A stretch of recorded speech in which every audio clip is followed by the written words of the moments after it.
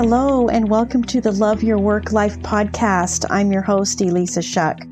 Whether you're going for that next promotion, looking for a job, or making a career pivot, I'll teach you how to navigate it all so you can have the career you want.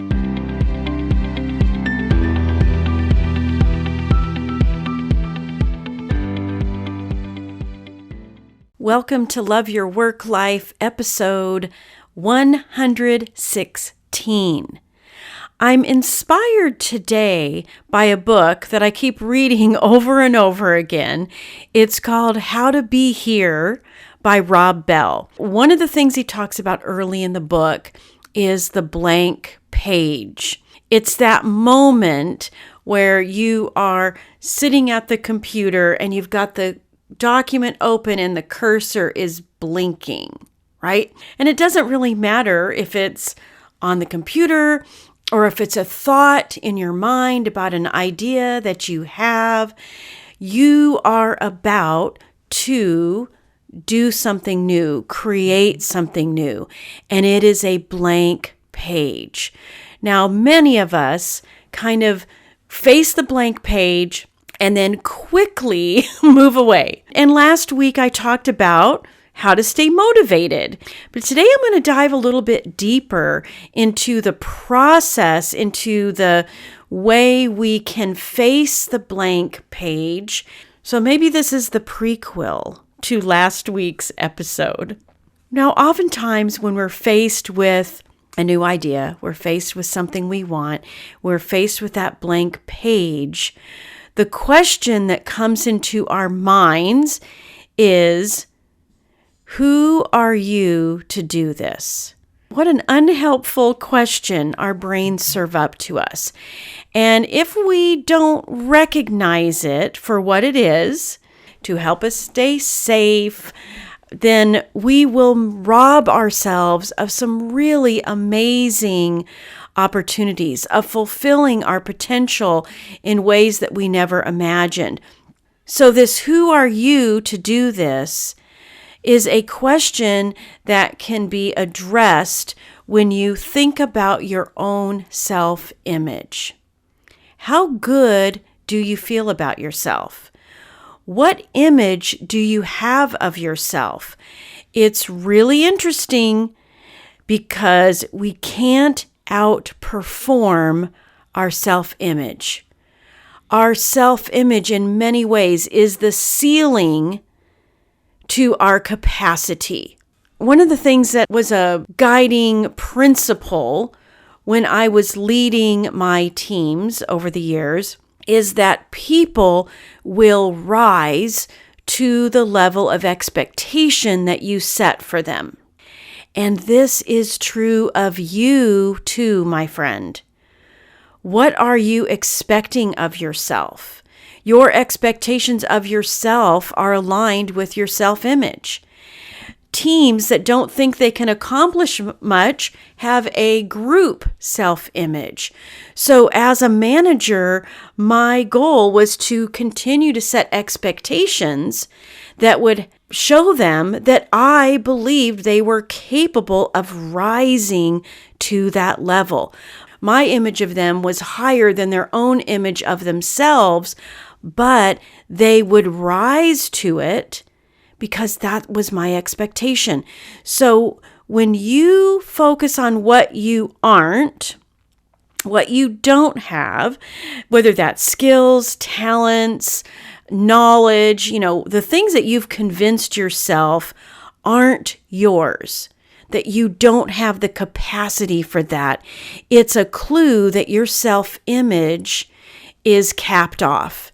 The great thing is that you can set new expectations for yourself to increase your self-image. Ask yourself good questions like, what am I good at? Find the things that you're already good at. Sometimes, and this happens a lot when I'm coaching people in their career moves or to get out of toxic workplaces, they have minimized what they're good at, either because it's so routine that they don't think about it anymore, or they've been so beat down that it's hard to find the things that you're good at. So it doesn't really matter which one of these circumstances is causing you to not see your goodness, the talent, skills, and strengths that you have. The key is starting to ask yourself, what am I good at?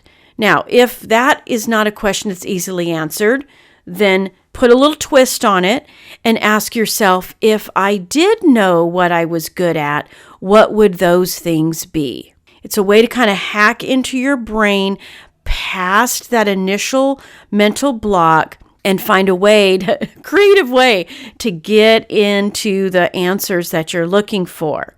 Another question to ask is, what could I be good at? This is a fascinating question because lots of times there are things that you are dismissing because you don't have any experience with it or you have limited exposure to it, but they are interests. They are things that you're curious about, attached to something that is likely to be a strength, even if it's an underdeveloped strength.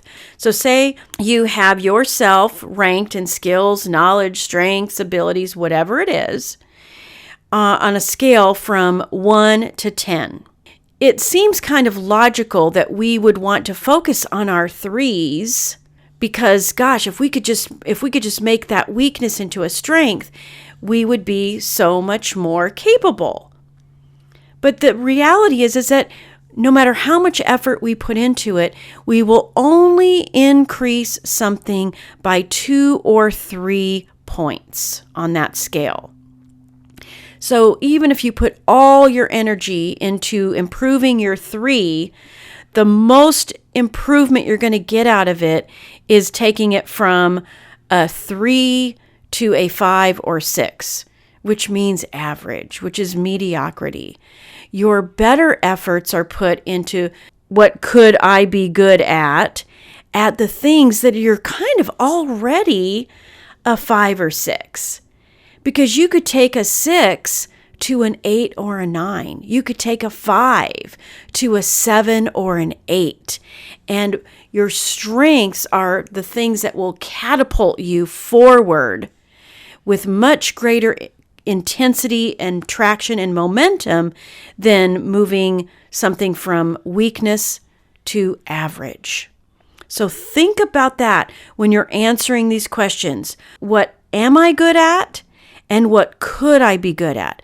What is a 6 for me that I could, with some effort and energy and time and investment, I could move to a 7, an 8, a 9. So cool. All right, the next thing that oftentimes happens when we're contemplating that blank page is, why should I even try? And this comes into play because you're comparing yourself with other people.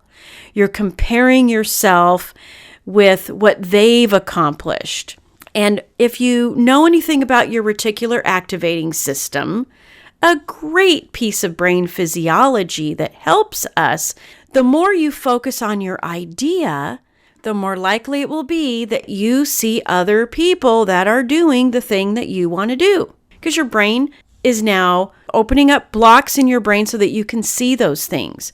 But the danger of that is when you start seeing those things and comparing yourself to them. I love the way Rob answers this question of why should I even try? Because he says, you in quotes, hasn't been attempted before. Now, what this means is in this very moment, in this thing that you're wanting to do, you've never done it before. The you that is required to do that thing has not existed yet. And that's okay, because that is everybody's situation.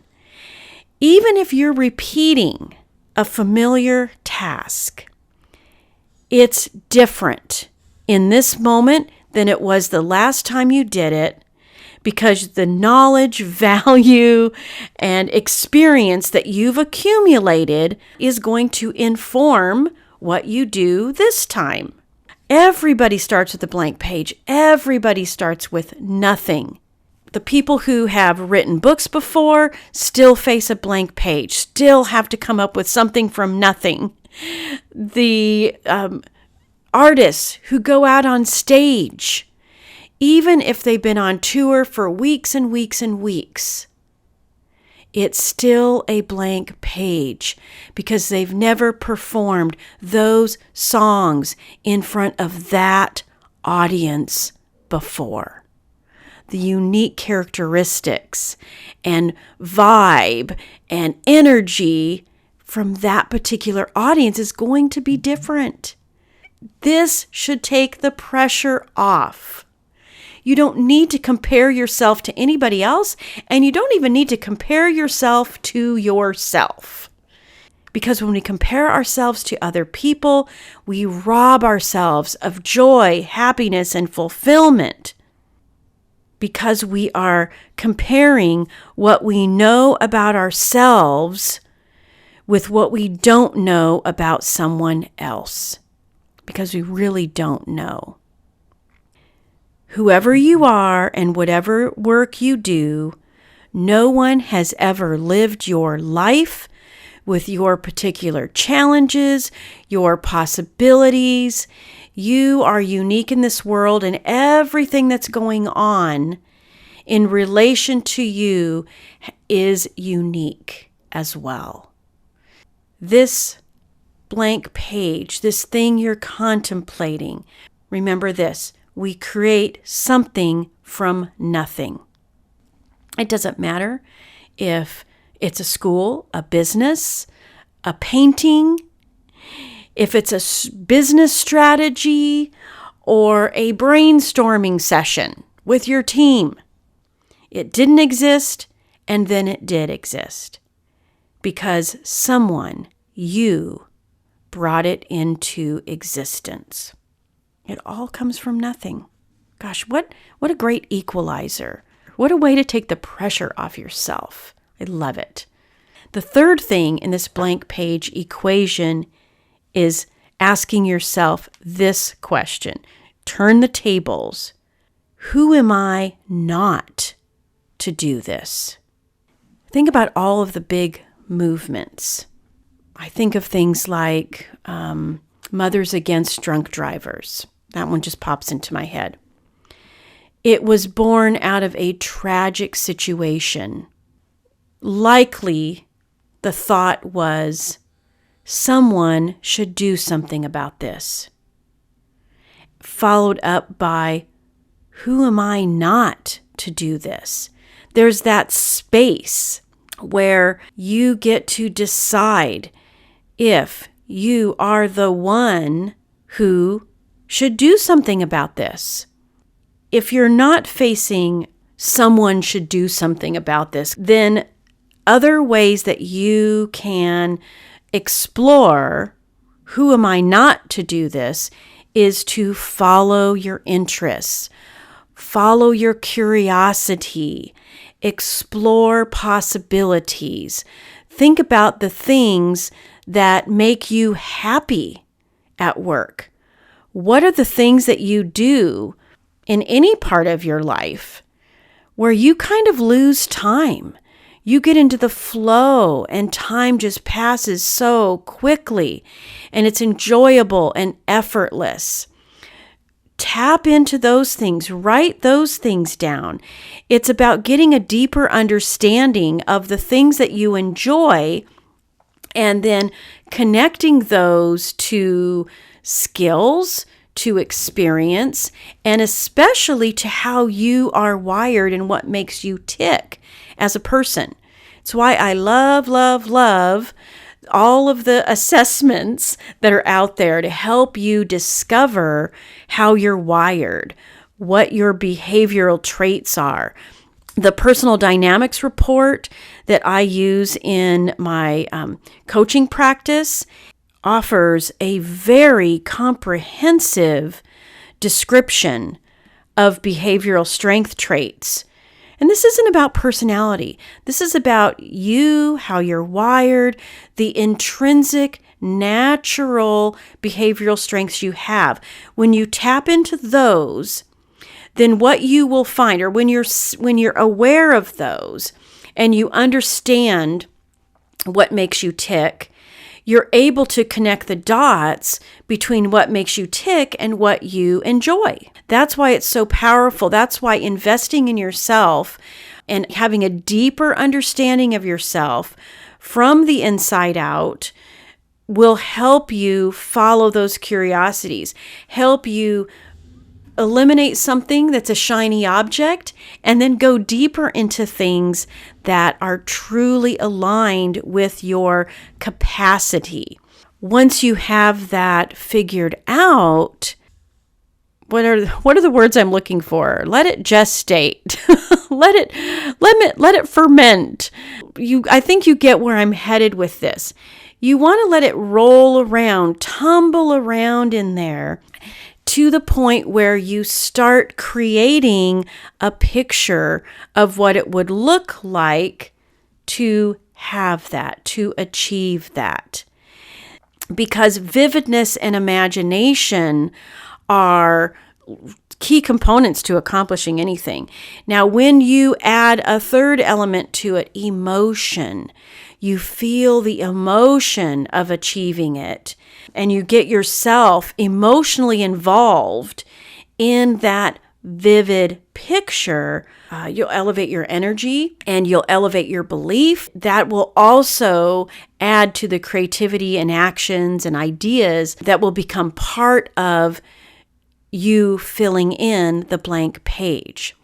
Now, the way this has worked for me in the past is that starting a project, or, deciding that I was ready for a promotion, whatever it was, I started visualizing what it would be like if I had it. When I was a manager and I wanted to get a promotion to be a buyer, I observed the things buyers were doing, and I started imagining and visualizing myself doing those things. Another way that this has shown up in my life then and now is when I'm doing presentations. All the while I'm creating the deck, I am also visualizing myself giving the presentation. What I'm going to say, how I'm going to say it. It all starts to be part of the entire presentation, and I'm rehearsing it over and over as I tweak and change the entire process. I love the entire process of creating a presentation as much as I love giving the presentation. But by the time I give it, I visualized myself doing it so many times that I can be relaxed, I can be in the moment, and I can respond to the energy in the room and even ad-lib some things. Because I am so well rehearsed and I visualized it so clearly in my mind, I've got space for that kind of creativity in the moment. And an interesting story along these lines is I was an art major in college, and I took art history classes, and I loved learning about art for sure. But what I thought was so cool was the professor standing on a stage in an auditorium and then showing slides on a giant screen. And I had this thought, man, I would love to do that. Now, I wasn't necessarily saying I would like to be a college professor and stand on a stage and talk about art. I was thinking that would be really cool to stand on a stage and have big slides and present to a large room of people. Now, as I went through my career, I had many opportunities to present to small groups, to large groups, teaching classes and teaching teams, presenting and telling stories visually and with words just became part of who I was and the way I operated. And I know for sure it's because that seed was planted when I was in college. That wouldn't that be a cool thing to do? And because it resonated with me, my brain and my career and my experiences found ways to express that desire, that idea. Now, I also got into a job, long story, but suffice to say, a very sudden change happened. I was promoted into a role that I never ever expected. And this role required a presentation on a big stage with a big screen in front of 700 to 1,000 people. And my initial response when I realized, oh my gosh, I'm now going to be the one giving that presentation, was this little tiny moment of anxiety.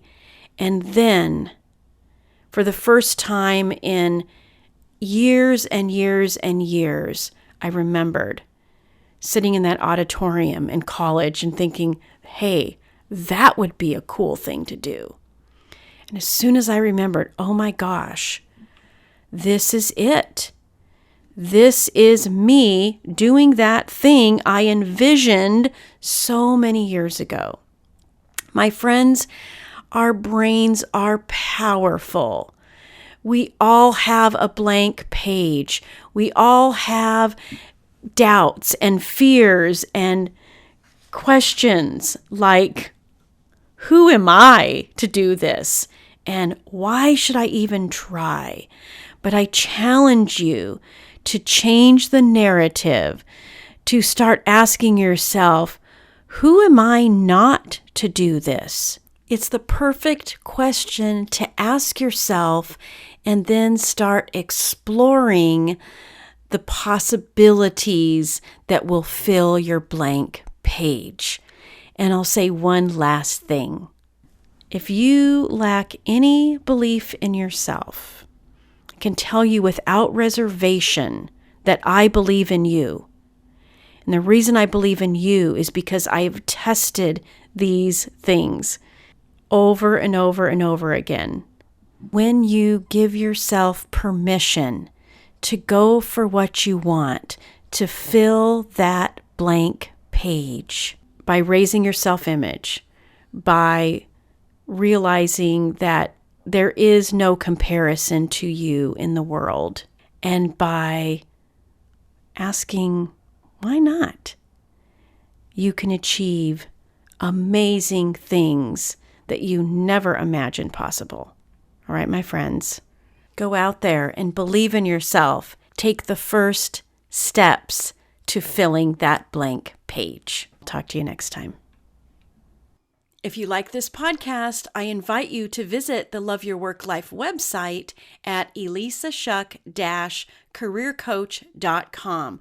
On the site, you'll find all the information you need to work with me one-on-one, as well as get access to my courses, Job Search Field Guide, and The Art of Stellar Interviews. I can't wait to help. I look forward to seeing you there.